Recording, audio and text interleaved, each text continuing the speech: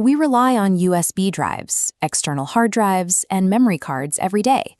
They are efficient tools for moving large files between classrooms, sharing presentations in meetings, or backing up important documents on the go.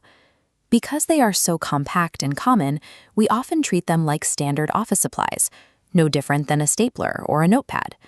We rarely think of a simple flash drive as a complex, independent piece of computing hardware, yet that is exactly what they are. A removable drive acts as a physical bridge, connecting the controlled, secure environment of an internal network directly to the unmonitored outside world. By providing a direct physical pathway past a network's external defenses, removable media has become a highly targeted vector for cyber attacks. Picture a common scenario. You walk into a conference room or a study lounge, and there is an unmarked USB drive sitting on the table. The immediate human instinct is to plug it in, perhaps to find a resume so you can return it to the owner, or simply out of curiosity.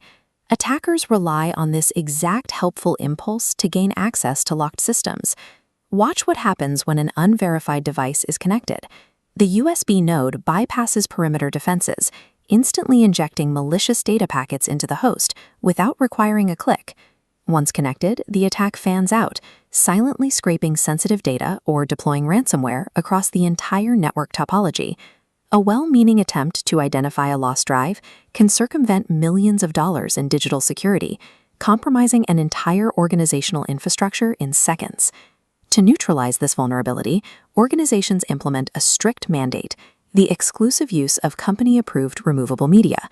Company-approved devices are specific pieces of hardware officially procured, registered, and vetted by the IT department. These approved drives come with built-in technological safeguards. They require hardware-level encryption and use strict policy configurations that actively prevent unauthorized code from executing in the background. This means that personal memory cards, promotional flash drives from conferences, or USBs found in public spaces must never be used to store or transfer work files. Restricting connections to authorized, encrypted hardware removes the unpredictable variables of rogue devices and establishes a secure foundation for physical data transfer. Hardware policies are only effective when paired with consistent daily habits. This is where the safe use checklist comes in. Step 1. Verification. Before initiating any connection, confirm that the device is on the approved list and was officially issued to you by the organization. Step 2. Scanning. Immediately after plugging the device in and before opening any files, run a manual antivirus scan to ensure the drive hasn't picked up a latent infection while in transit. Step 3. Protection.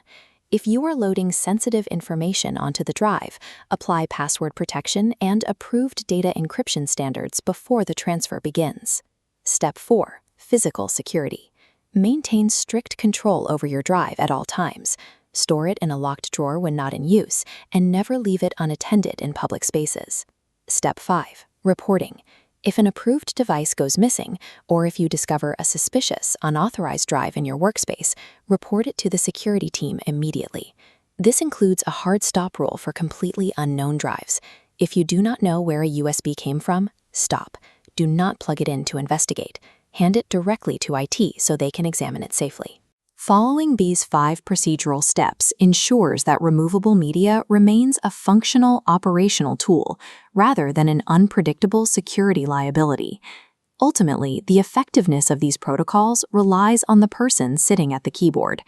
The most sophisticated technological defenses fail if a user directly connects a dangerous element inside the defensive perimeter. This diagram highlights the core problem. A strong external firewall successfully blocks outside threats, but when a compromised device is plugged in, the threat materializes directly inside the secure zone, bypassing the perimeter entirely. Individual vigilance is the only reliable countermeasure. One employee deciding to pause, step back, and report an unknown drive stops the attack cold, potentially saving the organization from a massive security incident. Securing the network is a shared operational responsibility across all roles and departments, from the classroom to the executive boardroom. By keeping these principles in mind, we close the gap between convenience and security. Cybersecurity is everyone's responsibility. Think before you plug in.